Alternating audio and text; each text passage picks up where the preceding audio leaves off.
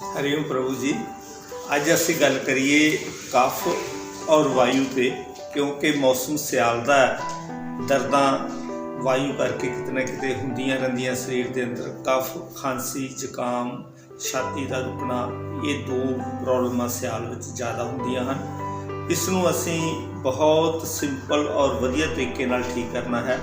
जिस तरह मैं आप जी पिछले दिनों के काली मिर्च की गल की सी कि आप जी ने देसी घ्यो के नाल सवेरे उठ के काली मिर्च लैनी है, इस तरह ही जे आप हर रोज़ काली मिर्च का सेवन करते हो तो आप जी के शरीर के अंदरों कफ और वायु बाहर कढ़न विच काली मिर्च मदद करेगी।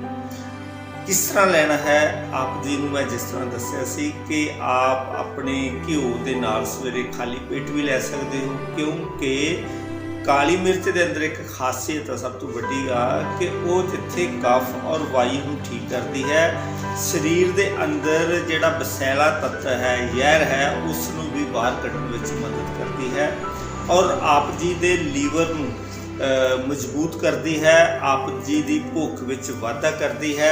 पेट के जो बच्चों के पेट के अंदर कीड़े हो जाते हैं या साढ़े अंदर, वो कीड़े नूं बाहर कढ़न विच भी मदद करती है। इस करके अपने जीवन के विच 2-3 घट तो घट मिर्चों का, काली मिर्च का इस्तेमाल डेली बनाने की कोशिश करो।